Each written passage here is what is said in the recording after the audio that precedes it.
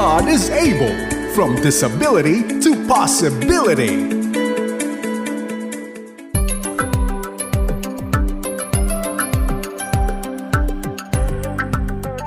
Magandang umaga, tanghali, gabi mga kaagapay. Ito po ang programang God is Able na napapanood sa FEBC Radio TV at napapanood sa Facebook Live. Ako po si Peggy Lotto. At bukod dyan, kami po ay mapapanood din sa YouTube channel ng 702 DZAS FEBC Radio TV at sa ating partner television channel 185 GCTV tuwing alas 9 hanggang alas 10 ng umaga. Ako po si Pastor Bernie. Magandang gabi po sa inyong lahat. Pastor Bernie, kumusta? Ay, ito medyo matraffic. Na-traffic ako sa pagpunta ko rito. Oo nga, ganun talaga. Alam mo naman ngayon ang traffic, ibang-iba talaga, no? Yes. Bago ang lahat, ang God is Able po ay, alam niyo na matagal na po kaming napapakinggan dito. Siguro po may mga 6 o 7 taon na po kaming umi-air dito sa FEBC Radio TV. At ang God is Able po ay siya pong pumapartner sa mga churches po sa komunidad upang kami po ay maging daluyan ng pagmamahal ng ating Panginoong Hesus sapagkat kami po ay nagbibigay ng mga wheelchairs, crutches, canes, anything po with the gift of mobility, Yes. And what is God is Able? Ang God is Able ay isang organization na may puso para sa PWD, katulad nga ng nabanggit ng ating kapatid na Peggy. At kami rin ay tumutulong sa mga simbahan o sa mga churches para maging kapartner sa mga gawain, lalong-lalo na sa ating mga kapatid na may kapansanan. So, ang focus po natin ay gift of mobility. Tama? At dumadaan sa simbahan at sila ang mga maging daan upang maibahagi natin ang PWD, who are in need of wheelchairs. At maganda din, so nakakamit tayo ng iba-iba. Kagaya ngayon, Pastor Bernie, yung guest natin. Oo. Meron tayong bisita ngayon. Salamat po sa inyong pagpapaunlak. Ang kanya pong gusto kong ipakikilala ang ating bisita ngayon. Siya po ay si Angeline Ponghon na taga Marikina. Kamusta po kayo? Okay naman po. Strong pa rin sa mga pinagdadaanan sa buhay. Strong pa rin sa tulong ng Panginoon. Siyempre. Laging si Lord lang naman talaga ang magpapalakas sa atin. Amen. Nakakatuwa. So, bakit ba nandito si Angeline? Kasi, we remember na, di ba, siya ay kasama natin nung nakaraang family camp. And we learned na ito palang grupo ng mga nanay sa Marikina, may tinatawag sila na warrior moms. Wow, warriors talagang warriors, lumalaban para sa mga anak. Lumalaban din sa kanilang mga karamdaman. Una sa lahat, ate, bakit kayo nagkaroon ng ganitong organization? Paano ka napasok sa Warrior Moms? Dahil sa charity, sa Hands of God Charity Works. Kasi yung anak niyo po ay merong karamdaman na lifetime na po talagang karamdaman niya. Ilang taon na po ang inyong anak? Bali ka pa 5 years old niya lang, no 15. Pwede niyo po bang mabanggit kung ano po yung kanyang karamdaman? Yes. Meron siyang cardiac rhabdomyoma, tuberous sclerosis. Meron po siyang 3 doktor. Isang cardio, neuro, at saka onco. Oncologist yun. Kasi ang sakit niya is meron siyang bukol sa puso na napaka rare, bihira sa mundo na magkaroon ng sakit ng gano'n ng isang bata, tabaan. Kahit nga yung pangalan, sobrang rare. Ang hirap banggitin. Sobra po talaga. Kamusta naman po ang inyong pag-aalaga sa kanya, ang inyong pag-aasikaso? Sa pag-aasikaso naman is normal naman na pag-aalaga. Pero mas talaga, totally pag-iintindi. Kasi late speech siya, hirap din siya sa pag-iintindi. Tapos sa gamutan, talagang weekly sa ospital. Sa National Children kami, Heart Center, palitan lang yung doktor doon. Ano te, nung pinanganak mo siya, na yung condition niya? Oo, ultrasound pa lang kita na. Kaya talagang bantay na talaga siya sa tiyan ko pa lang, may fetal to the echo, napupunta pa ako sa MCU para pumunta doon, fetal scanning to the echo. Yung titignan yung kung normal ba yung heartbeat niya, kung nakakahinga ba siya ng maayos sa loob ng tiyan ko. Ganun, ang talaga, struggle talaga nung sakit niya.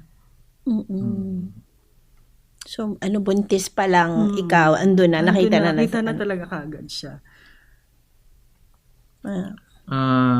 Sa ngayon po ay siya po ba ay nakakalakad o Opo, parang normal din naman siya na bata, nakakapaglaro, Okay. naman sa mga bata. Ah, Pero okay. hindi lang siya marunong makipagsabayan na yung kunwari kakausapin mo siya ng hindi siya yung makakaintindi ng maayos masyado.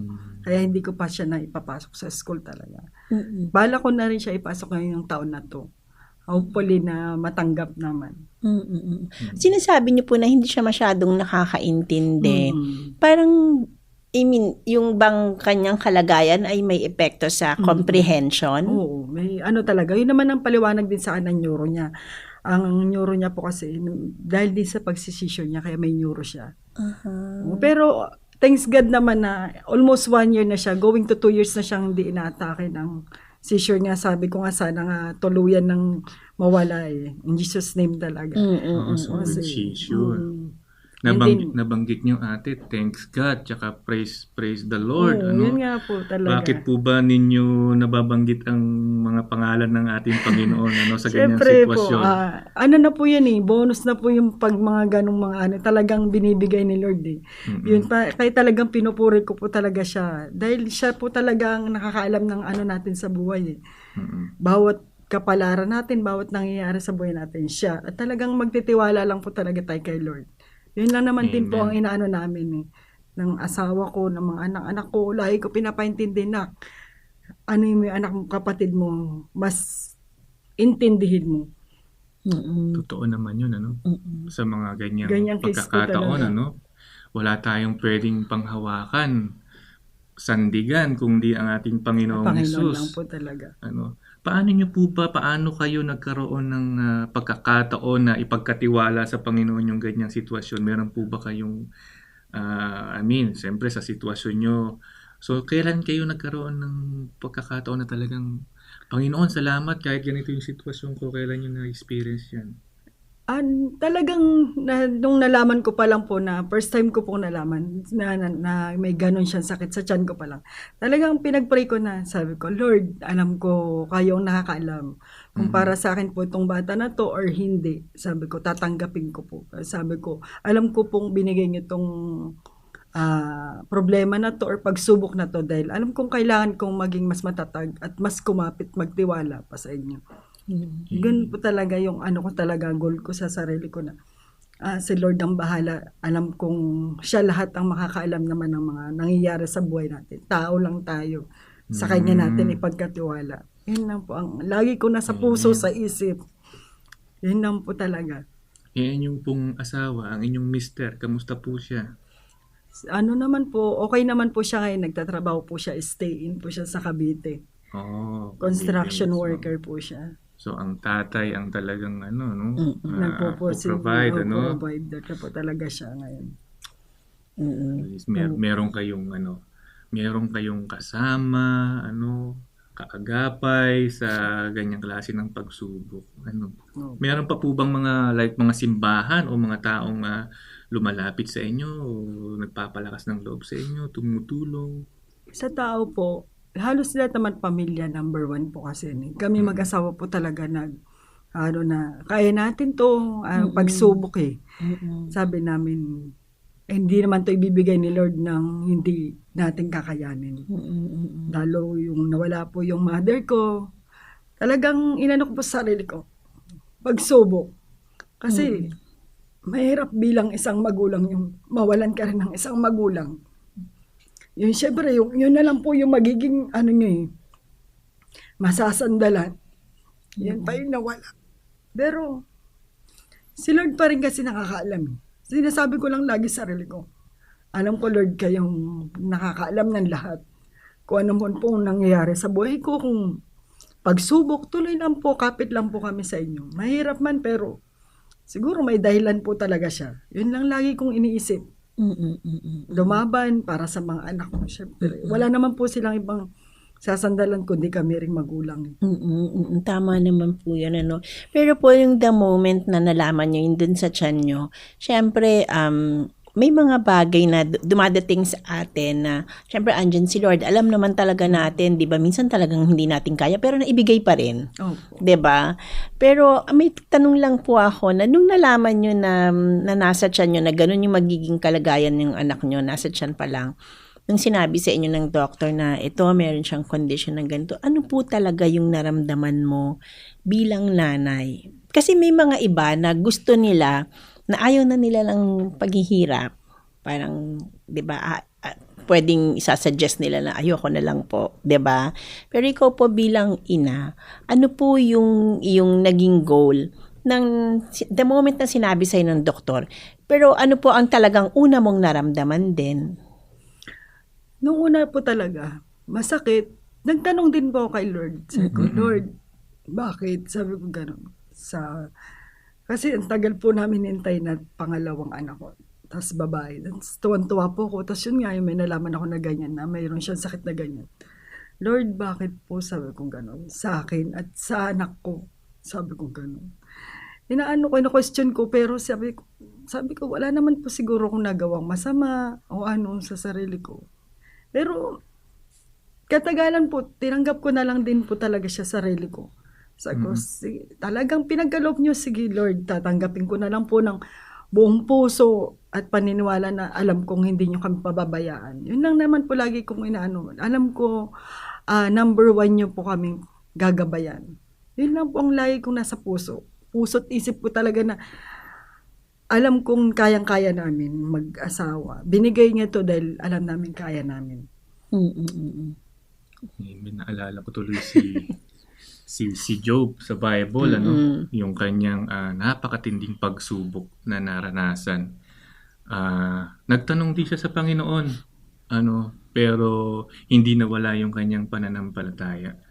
So, sa ating mga buhay talaga, minsan may mga pagsubok, and ang Diyos hindi naman madamot, pwede mo siyang tanungin. At ang Panginoon, nakakatuwa lang kasi sa mga panahong lalapit tayo sa Kanya. Siya rin mismo ang magbibigay sa atin ng kapayapaan. Tama po ba? Opo. Na bagamat masakit, at matuto tayong tanggapin kung ano yung mga pagsubok na dinaranas natin.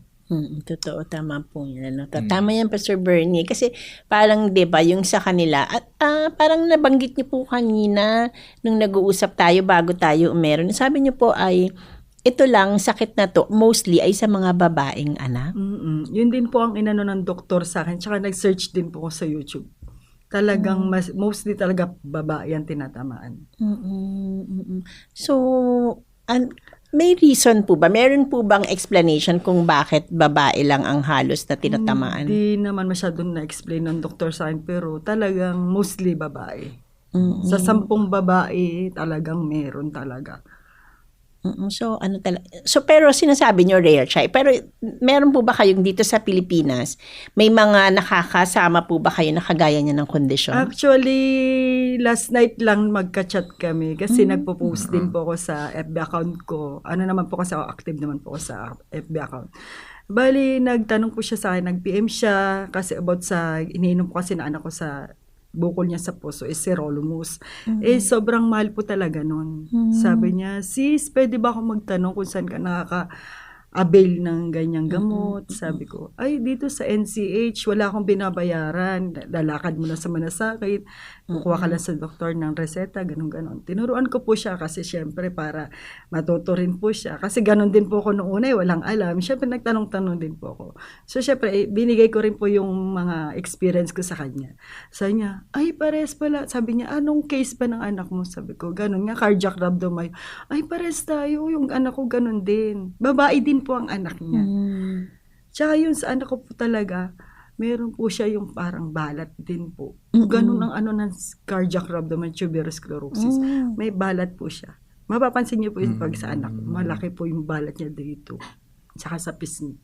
Kaya din po yung minsan nagda-doubt din po ako napapasokin siya sa normal school na mabully. Alam niyo naman po mga kabataan. Pero sa perfect time din po siguro talagang iaano pa rin naman namin na makapasok siya sa normal school. Pero ayun, nabanggit nyo nga po na natatakot kayo na ilagay siya sa normal school kasi dahil baka yung issue ng bullying, ano. Pero yun nga po, no, let's take this na yung pagkakataon na nandito tayo sa radyo na kagaya po ng mga nakikinig sa atin na sinasabi po ng nanay ni Miss Angie na yung anak niya natatakot siyang ipasok kasi baka mabully. Sana po ay kung may mga nakikinig po na may mga kabataan na nakikinig na matuto po tayo na maging sensitibo sa mga ganitong klase ng mga kondisyon, Pastor Bernie? Tama. Oo. Pero nabanggit niya kanina, nakakatuwa din na marinig mula sa nanay, siya ay nagkaroon ng pagkakataong makatulong sa kapwa nanay din, na may pareho ng sitwasyon sa buhay. Sabi nga nila, mas epektibong makatulong yung mga taong may pareho ng karanasan. Kamusta naman po yun? Nakapagdulot din po ba sa inyo ng kasiyahan yung ganung pagkakataon? Parang naging masaya din po kasi meron din po akong nanay na kapares na nagtatanungan kami, ganito ba yung anak mo? Kung pares ba yung sitwasyon ng anak namin? Pares din po sa amin, parehas. Pero ang sa kanya, yung anak niya ngayon is totally every minute daw nagsisisure. Sabi ko, delikado yun. Sabi ko kasi, yung sa anak ko naman, nagpa-EEG siya is normal naman. Lahat naman ng niya normal. Sabi ko gano'n, yung seizure niya is parang pag napapagod po siya. Pag sobrang pagod, puyat, yun po ang ko sa kanya. Kaya yun ang iniiwasan kung mapagod din siya. Pero may time po na nag-seizure yung anak niyo? Almost 1 year na nga po. Praise God na talaga po, sobrang nagpapasalamat na po ako na para sa puso ko napakasaya ko kasi yung almost 1 year na sabi ko, ay thanks God, sabi ko wala na. Tapos talagang nung nag-summer po kasi number 1 kalaban po yan ng may seizure yung sobrang init po. Hindi ko po talaga nilalabas ng bahay yan kasi sa init po talaga. Sabi ko, awa naman po ng Diyos, talagang hindi po siya inatake. Magto 2 years na po itong June. Kasi talagang tinitake down ko po lahat talaga ng pag-atake niya, ng seizure niya. And i-report mo pa to sa doktor, hindi po ba? So, sa mga bagay na pag meron kayong mga ganitong pinagdaan, syempre yung asawa mo, di ba, stay in siya. So, hindi rin natin maiwasan, di ba, na pinanghihinaan ka bilang naiiwan sa loob ng bahay, 'di ba? So anong mo sa mga ganitong klase ng pagkakataon, kumusta ka po? Sa awa naman po ng Diyos is kinakaya at kakayanin pa rin para sa mga anak. Number 1 yan. Katuwang ko po yung panganay ko.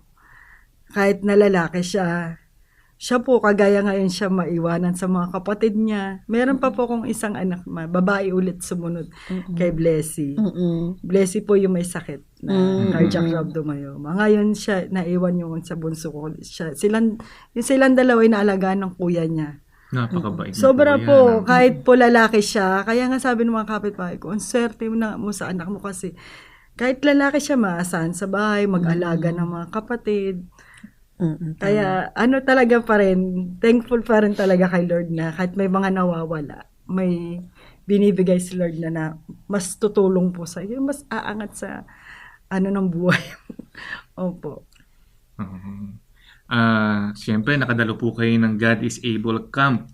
Kamusta naman po ang inyong naging experience sobrang doon? Saya po at sobrang mas mahal na mahal ko yung anak ko. Parang mas todo ng pagmamahal. Kasi sa mga na-experience ko po doon lalo doon sa mga, yung mga nilang mga buhay nila, yung kwento nila lalo doon sa isang na, tanggapin natin kung anong meron siya. Tanggapin. At ipaubaya kay Lord. Wag natin isipin yung mga sinasabi ng ibang tao, sa mga nambubuli sa anak mo. Isipin mo, bigay siya ni Lord, gift siya ni Lord na pagpapasaya at magbubuo ng pamilya niyo. Sobrang saya po sa family camp. May tanong ako, bago yung family camp. Pero meron po bang time na ikaw na syempre, di ba, nag-question ka bilang nanay, Meron din ba sa yung time na parang minsan ayaw mo na yung sitwasyon mo or hindi mo siya natatanggap ng buong buo pag napapagod ka? Oo, siguro po sa ganun. Minsan po talaga. Lalo na pag yung talagang magkakasakit tas sunod-sunod yung check-up. Doon po talaga minsan nagtatanong, ano ba to? Sabi ko, Lord, kayo na po bahala. Bahala na po kayo kung anong-ano na to. Sabi ko, bahala na po bukas. Alam ko, may bibigay kayong tao na bibigay ng pamasahe or pambiling gamot. Parang yun po talaga lagi. Lord, si Lord lang lagi. Si Lord. Wala naman tayong ibang asahan talaga. Si Lord lang eh. Hindi po asawa natin or pamilya. Si Lord lang po talaga number one. Amen. Talagang sa mga ganyang pagkakataon, Peggy, talagang ang Panginoon handang tumulong sa kahit anong oras. At gagamit siya ng mga tao. So nakakatuwa, may mga taong sumusuporta at tumutulong sa iyo. Tsaka talagang dito natin makikita sa mga bawat sitwasyon na lahat ng tao merong problema pero ang Panginoon ay napaka-faithful, no? Kasi kagaya po sa inyo, no? Pero may tanong ako, syempre alam natin faithful. Meron bang nagmintes na wala siyang gamot? Ay, wala po talaga. Laging meron po talaga. Napoprovide po talaga. Praise God. Kahit asawa ko lang po talagang may trabaho. Wala. Sa totoo lang po, uli lang lubos na po ako. Wala na akong mga kapatid. Talaga po? Opo. Solo na lang po talaga ako. Mga kapatid ko is wala na po talaga. Wala ka na talaga Wala talaga. anak. So talagang ikaw na lang at ang asawa mo at ang mga anak mo. Opo. Kaya lalong pinapatibay talaga ni Lord. Kaya sabi ko, Lord, lahat na kinuha niyo sa akin na talagang pinapatibay niyo pa talaga ako. Talagang sabi niya, siguro kumapit ka pa rin. Yun kasi na ko talaga hindi kayo. madali. Pastor Mahirap Bernie, yung po. sa Sobra pamilya po. mo, wala kang Sobra. malapitan ng mga Mahirap po kapatid. talaga. Not necessarily na gusto nating lumapit ng dahil may kailangan tayo na Yung finances ano o lang material. for- Pero yung minsan na talagang mahihingahan kayong may makausap nagdian pa. lang. Oo. Yung makausap po siya na about sa ganitong problema. Yung ano lang moral support. Kahit moral support lang. Yung gano'n. Nakakatuwa, no? Nakakatuwa si ate. Yes, so Kasi buong interview natin nakangiti lang siya. nakangiti pero naiiyak. Siyempre, Opo. Tears of joy po. tears of joy, na may kasamang, siyempre, gabay ng Opo. Panginoon. Si Lord lang talaga. Kay Lord. Pero po yung mga bagay na, kumusta naman po yung mga mga kapatid niya? Kasi syempre, sa una, may mga sitwasyon na masyadong naaalagaan natin kung sino yung merong sakit, 'di ba? Minsan nane-neglect natin yung mga kapatid na alam nating malalakas. Pero kumusta po? Kumusta po sila sa inyo? Wala bang nangyayari na parang Mami, puro na lang si Blessy, paano naman kami? Wala naman pong ganun. Kasi sa panganay ko po is ma-edad na 19 years old na po siya. Magna 19 na itong March. And then si Tapos, Blessy. Si Blessy, 5 years old. And then yung bunso. Kaka 1 year old lang po nung Christmas. So may So, baby kayo sa bahay May ngayon. baby po kaya talagang masayang-masaya lalo sa bahay. Nakakatuwa, no? Pero kung titignan natin, si father, lagi talaga siyang wala. As in, stay in talaga siya sa ibang lugar. So, parang nag-iisa ka na rin. Opo, ganun na nga po. Ang ano niya po, umuwi po siya minsan every 2 weeks, minsan 3 weeks po. Ganun na po. Talagang sacrifice para rin naman po sa amin at sa mga anak namin po yung ginagawa Pero kumusta po ang asawa niyo? Yung mga bagay na ganito na, syempre, hindi niya nakikita halos, no? Ang mga bata, lalo na si Blessy, hindi niya naaalagaan. So, siya po minsan, kumusta po siya pag umuwi sa inyo? Sobrang mahal na mahal niya po yung mga anak niya. Sobra po. Yun din po ang kinaano ko sa kanya na nagkaroon din po ako ng kasama sa buhay na napaka mapagmahal sa anak. Sobra po. Kaya mahal na mahal po siya ni Blessy. Totally, sa totoo lang po, sobrang habol si Blessy sa papa niya. Makapapa po talaga siya. Siguro pag muuwi si Opo, papa niya. Diyos ko, halos ayaw na pong umalis. Pero pag wala papa niya, mama, lahat yan, siksik sa akin dalawa. Sige, sige lang. Siyempre, nanay po talaga eh. Wala tayong ano yan eh. Wala tayong pipiliin lagi. magkayakapan kahit may sakit ako, sige, siyakap lang kayo.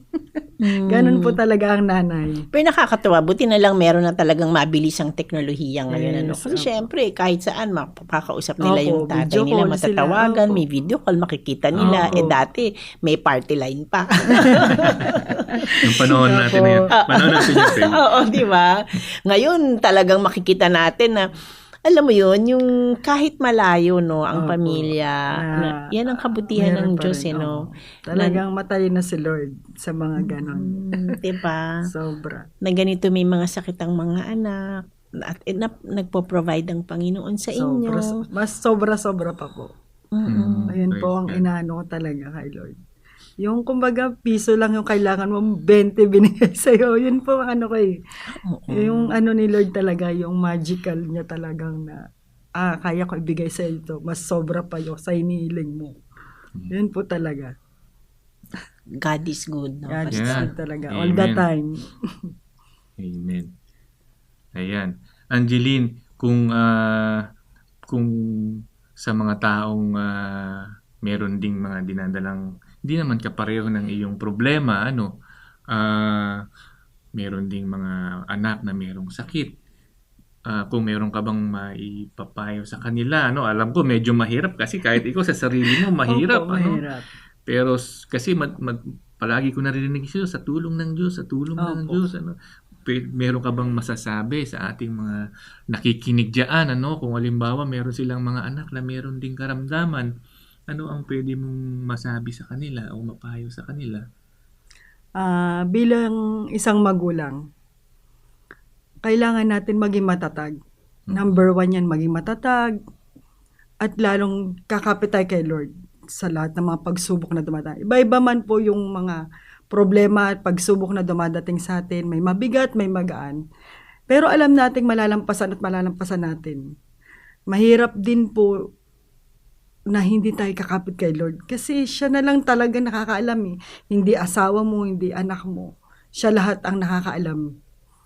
Si Lord lang talaga ang nakakaalam ng mga kapalaran ng tao at alam natin kakayanin natin dahil si Lord nandyan para tulungan din tayo.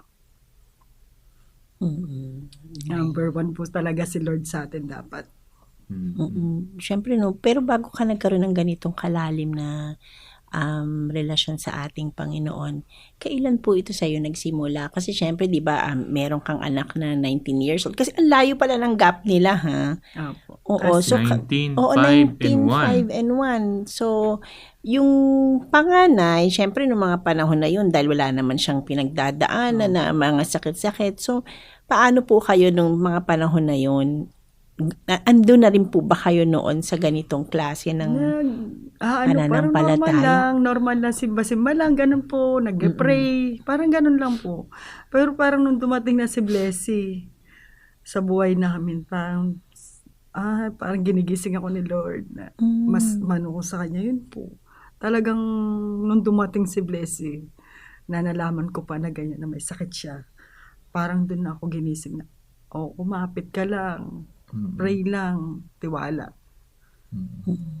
So, di ba, makikita po natin mga kaagapay na pain is a blessing. Yeah. Tama. Di ba? Sobra po. Kasi parang sa atin minsan ayaw nating makaranas nito. Di ba? Iniiwasan natin tong mga Iniiwasan bagay na talaga. ito. Akala natin negatibo. Ang mga ganitong klase ng buhay, yung nasasaktan tayo, na parang may mga PWD sa loob ng pamilya. Pero ako naniniwala ako na alam mo yon, ang Panginoong Diyos, binibigyan tayo ng rason upang, alam mo yung mabuhay siya sa buhay natin. At magtiwala sa kanya ng lubos. Sobra. Opo. Parang sabi nga nila, meron akong nabasang isang libro, ito yung The Gift of Pain.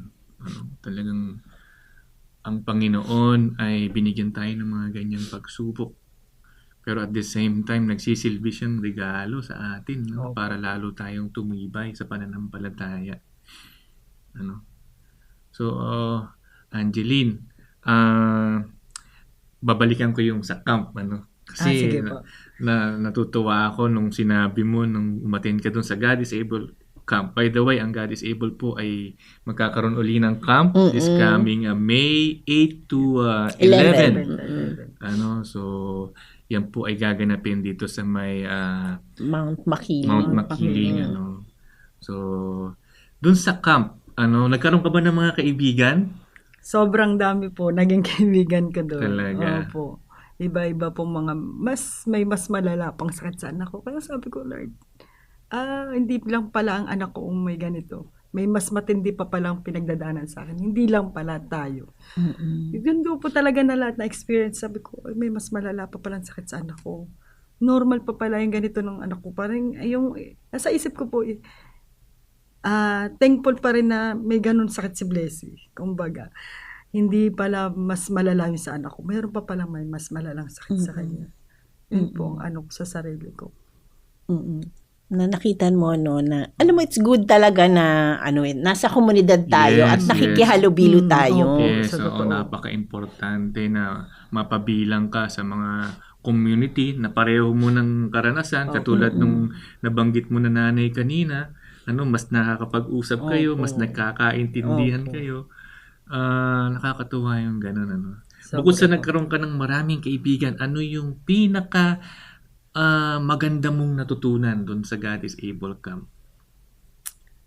Ang pinaka natutunan ko talaga doon, yung lalo ka pang mas mahalin mo pa yung anak mo, yung may PWD mong anak. Huwag mo siyang iisipin na may kapansanan. Isipin mo normal na bata. Yun ang naano ko po sa experience ko doon at natutunan ko doon talaga. Yeah. Totoo naman talaga yun. Sa mga nakikinig, alam natin na hindi ganun kadali at hindi ganun talagang mahirap pag mayroon kang kasama sa pamilya na may kapansanan. Pero katulad ng binanggit ni Angeline, mahalin natin ang ating pamilya, lalo na yung may kapansanan. Nakakatuwa yun. Nakakatuwa rin na na yung mga ganitong bagay na nakakausap natin kasi sa totoo lang God is Able has been there for parang magti-12 years na. Pero sa iba-iba naming nakikita po yung mga nakikilala na yung 'di ba nakakasama natin sa camp kung saan-saan.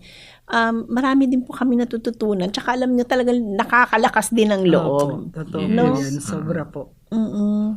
Na makita mo na kasi syempre, kahit wala kang sakit, pero emosyonal, may mental, may pinagdadaanan ka, hindi po ba? Parang walang taong walang sakit. Opo. 'Di ba? Ang kailangan lang talaga ay makita natin yung pag-ibig ng Diyos Yes. sa bawat dinadaanan natin at makukumpleto talaga tayo. Kasi si ate, tingnan mo naman. Opo. Nakakangiti. Ang ganda pa ng ngiti. Opo. Ganun lang po nakakangiti talaga siya. Pero sa mga balik ako dun sa nung pinanganak mo siya. Siyempre, di ba, pag nanganak ka, normally ang babae, nagkakaroon tayo ng postpartum, di ba? Oo, kumusta ka? Kasi siyempre, during the time ng 9 months, na sinasabi sa'yo ng doktor na eto, siyempre, pinaprepare ka rin ng doktor, di ba, na paglabas niya, medyo ganito. So, ikaw, siyempre, yung mga in-expect mo na sinabi ng doktor, pero mga hindi nangyari. At during that time na, nung nag-aalaga ka na, kumusta ka? Siyempre, nagre-recover ka, tapos may aalagaan ka. At time pa nun is pandemic. Yeah. So, 2020 po. Nang ipinanganak mo siya. Opo, January po siya. Oo nga, Tapos start March ng po, biglang pandemic. Oo, ate, kumusta? Sobrang hirap, pero hindi kaya pa rin, kinakaya po.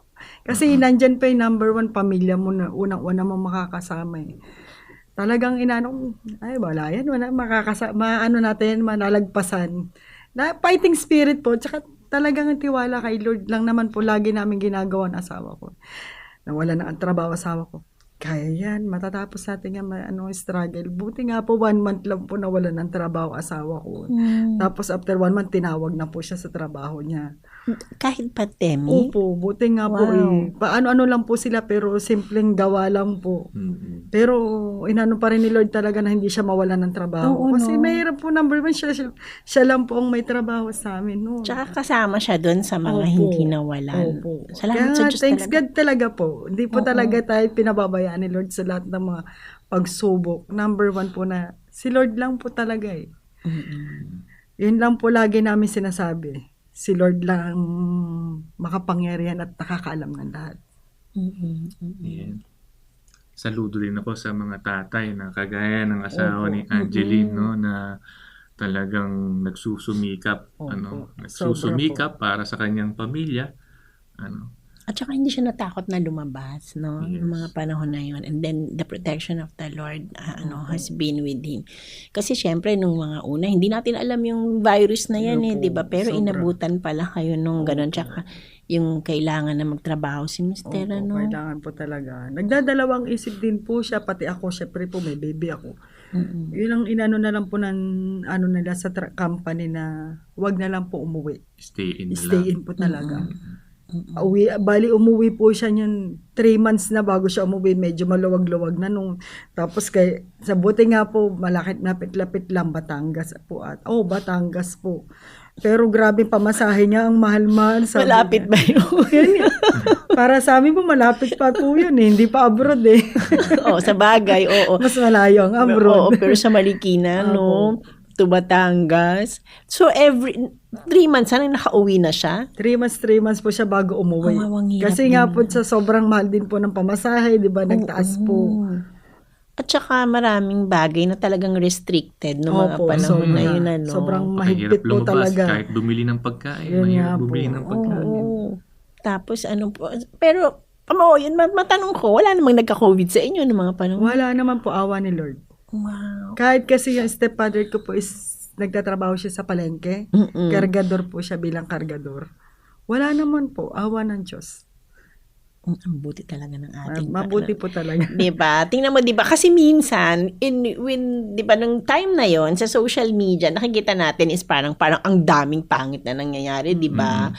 Pero at the same time to balance it nakita rin natin na may mga alam mo yung nagpapalakasan.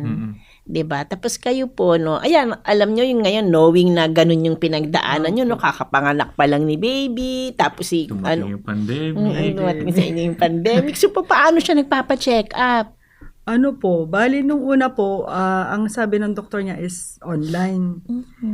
Ang ano naman po sa heart center is hindi naman na po sila naghigpit.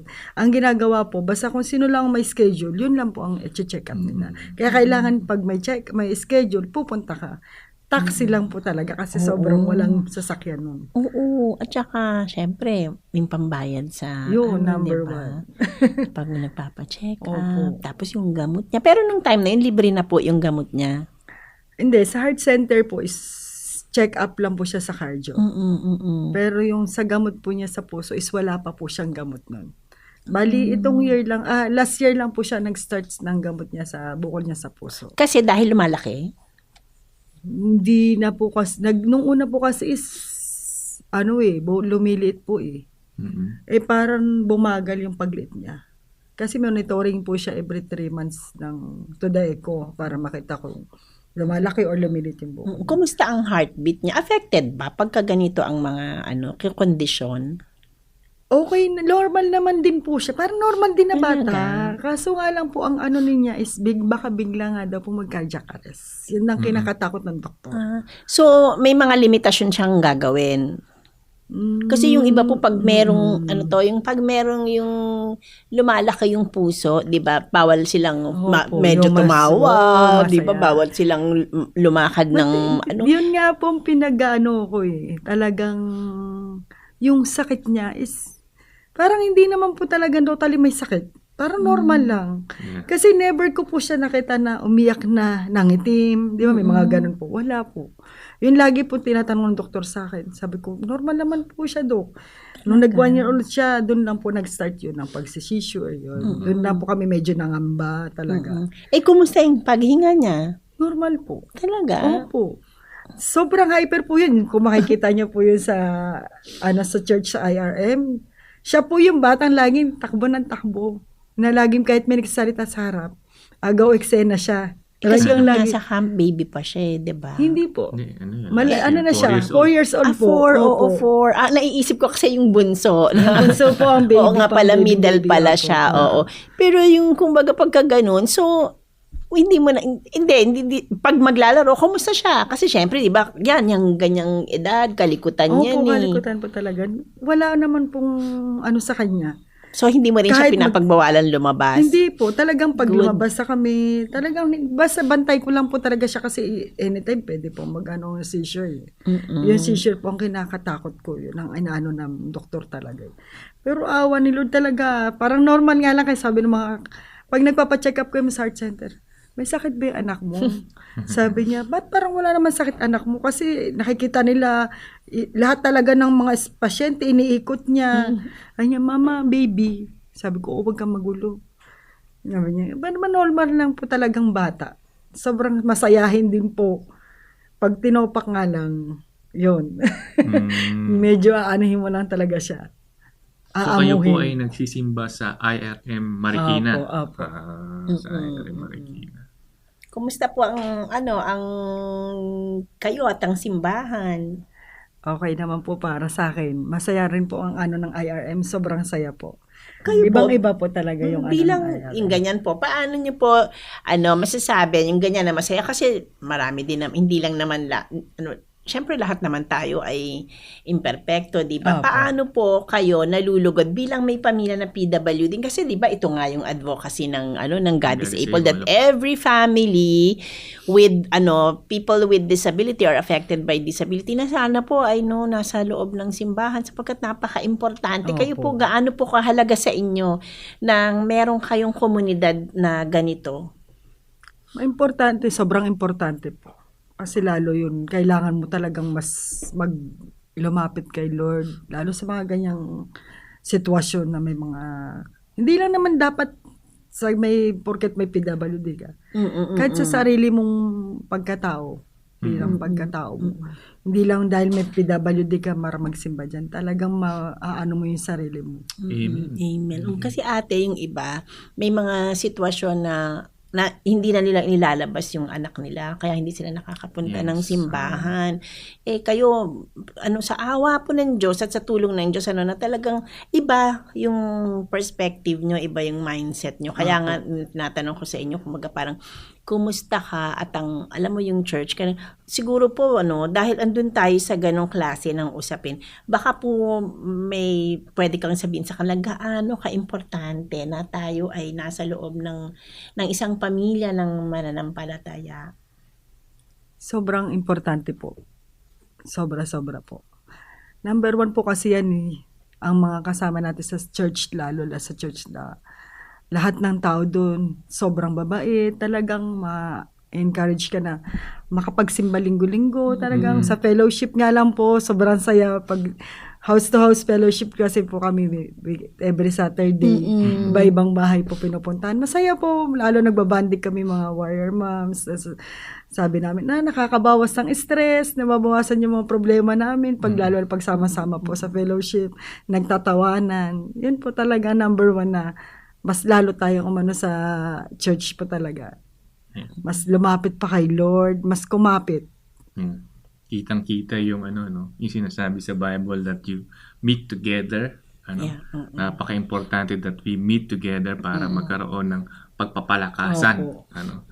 And do not give up, Yes, do not give up in meeting together kasi napaka-importante niya. Yes, Ano ba para sa atin? Bakit ba napaka-importante? Kasi we meet together.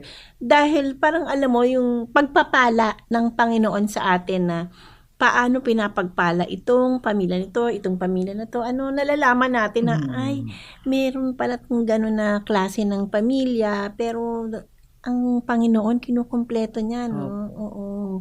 Hindi, kumbaga parang hindi nauubusan ang Panginoong Diyos. Makikita natin, napaka-creative ng Diyos sa pag-handle ng bawat problema. Opo. Sobra.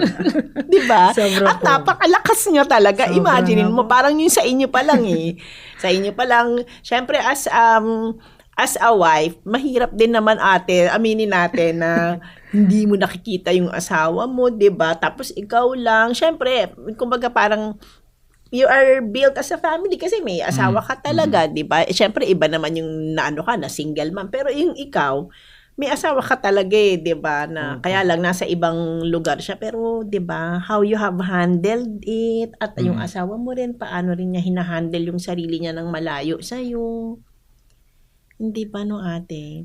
Kaya kitang-kita talaga sa iyo yun. You are a woman of 'di ba? Warrior. Strength. Oo, warrior talaga. Warrior po talaga. Ito, speaking of yung itong warrior moms, ilang po kayo sa grupo? Bali, 14 pa ata kami. 14, 15. 19. 19. Ang Opo. dami din, Opo. And it's still adding. Nag-a-add pa ba kayo? Nagdadagdag pa rin naman po. Pero depende na lang din po sa pinaka-founder po yun. Kasi yung Okay. founder po talagang mag-decide kung sino ipapasok. Ito bang grupo ng warrior ladies ba tawag sa inyo?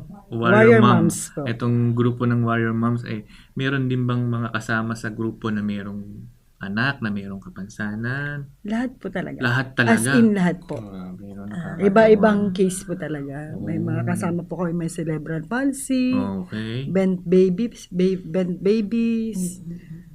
seizure disorder. Marami po. Iba-iba po Nakakatawa, mga no? sakit. Nakapaggawa sila Kaya ng nga po eh. grupo. Ang Yes. tawag warrior moms. Warrior po mom. talaga. Naalala ko one time, kasama ko sila, tapos meron silang pinakilala sa akin. Ang pakilala nila ganito, na ma'am, ito po warrior son ko. Merong nagpakilala sa akin, warrior son, nakakatuwa naman sila. Ang tawag nila warrior daughter, yung mga ganun.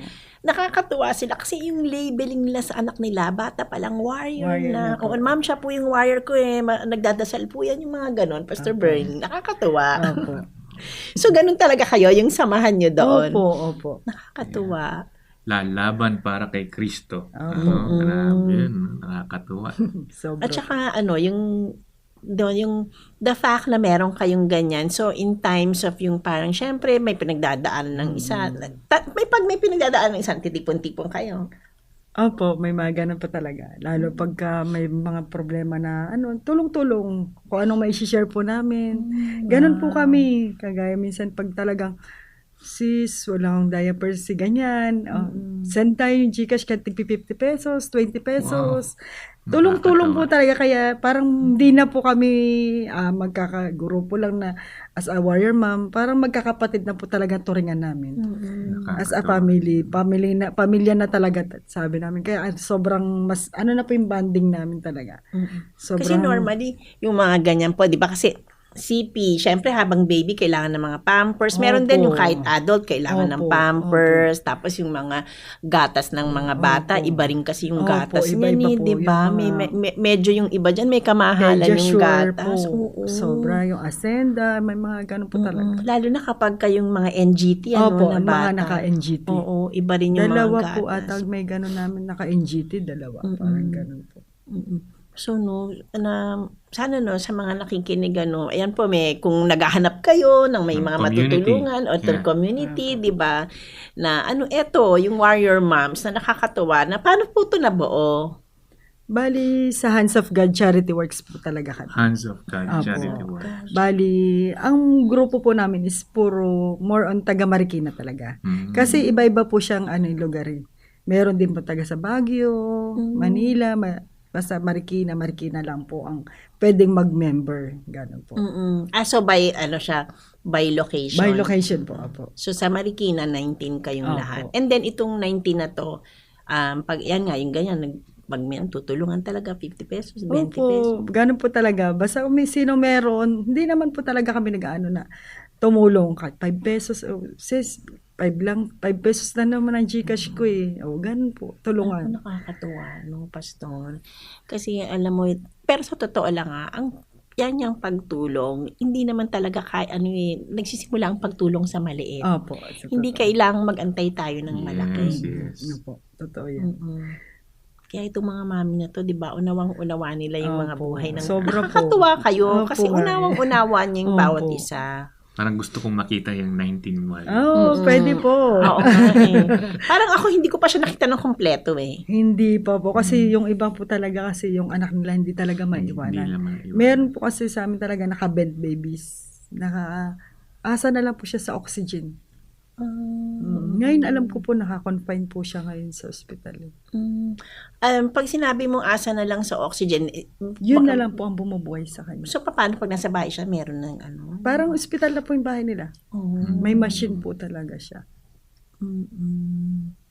So, yung mga ganitong bagay din na, parte to ng mga nagtutulong-tulungan kayo, hindi lang sa diaper, Yeah. hanggang sa hangin. Hindi lang sa diaper, maging sa emosyon. Oo. Number one, yung moral Yung meron support kang po talaga. nakakausap, Opo. nakakakwentuhan, Oh, sis, ganito. naiiyak mo Opo, yung naiiyak iyong mo yung sakit. problema. Napakalaking bagay po na Yung magkakaroon kami ng mga share tungkol sa ganito, sis, gawin mo ganito. Parang nagtutulungan talaga para kahit man lang sa mga ganong bagay, matulungan mo. Hindi naman po lahat sa material natin bagay ang pagtulong. Totoo. Tama. Parang yung sa ganyan. Alam mo, at saka napaka-importante ha, sa mga nanay. Kasi parang alam mo yung tayo yung taga-ano ng lahat eh. Di ba? Kasi ang tatay, alam natin na may emosyon din naman ng tatay. Meron naman kami emosyon. Pero kasi, iba kasi ang pag-handle ng tatay. Parang, mo yun, malakas, nakikita mo sila na parang malakas na hindi kagaya ng nanay. Tayo kasi, parang iyak agad. Pero yung mga tatay kasi, iba yung handle nila. May wisdom. Ang mga babae kasi, parang kailangan ng merong mahihingahan, no? Totoo po Yung biglaan na may kaibigan, may kapatid. Kapagkwento lang. Makapagkwento lang. Oo. Totoo. Malaking bagay na. No? Opo. Oo nga. Ako kaya tuloy, kaya naku-curious din ako sana nga nandito yung asawa mo. Kasi naku-curious din ako, paano rin niya hinandle? Baka naman medyo bigyan mo kami ng konting lips. Kasi, totoo lang, tatay siya. Pero alam natin na ang tatay ay rin siya. Siyempre may mga panahon na nagugupo rin siya ng kanyang, ng pagod. Yung yung alam niya sa sarili niya na wala siyang maibibigay. So, paano mo po ito nakitang hinandle ng asawa mo?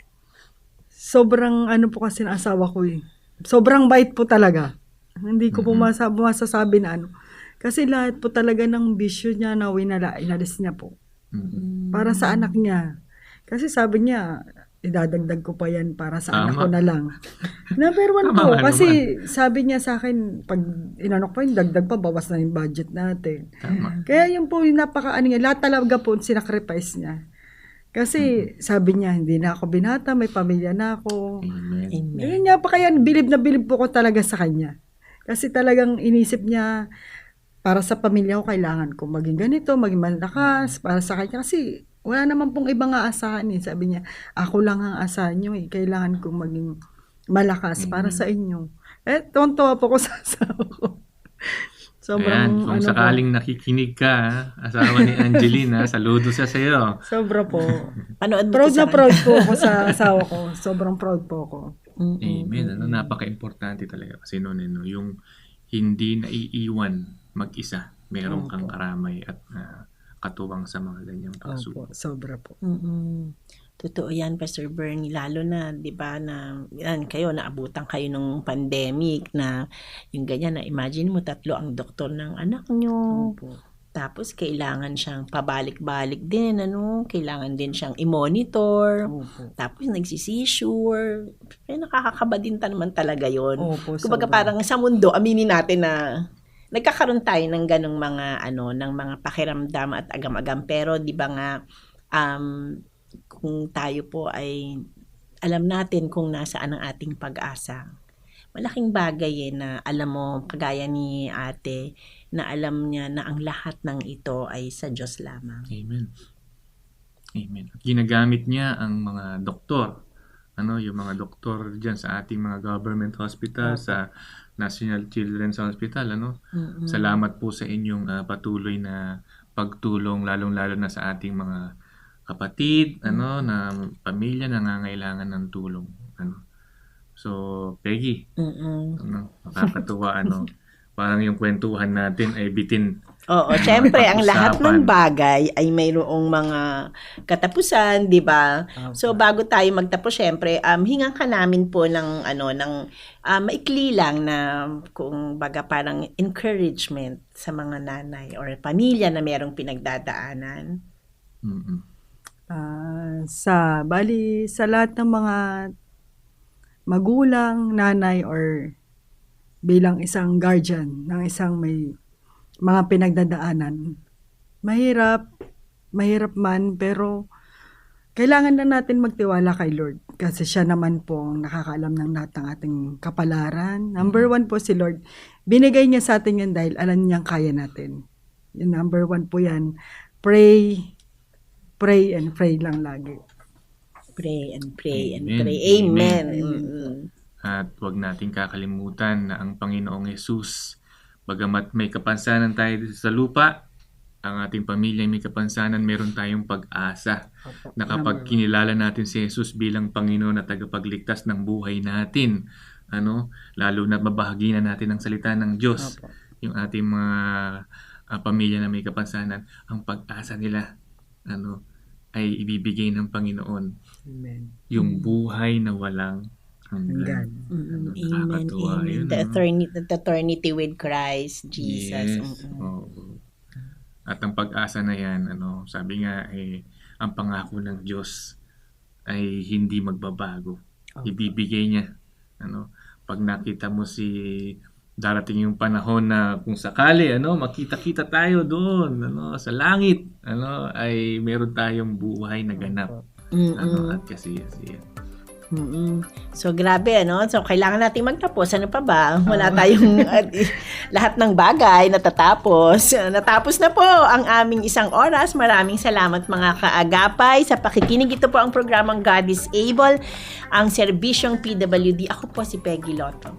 Ako po si Pastor Bernie at ang aming bisita ngayong araw na ito ay si Miss Angeline Ponghon po. Angeles po. Salamat. Maraming salamat Maraming din pong po. salamat. At dito po nagtatapos ang God is Able. Makinig po kayo lagi 6 to 7 every Saturday. Salamat po. God is able. From disability to possibility.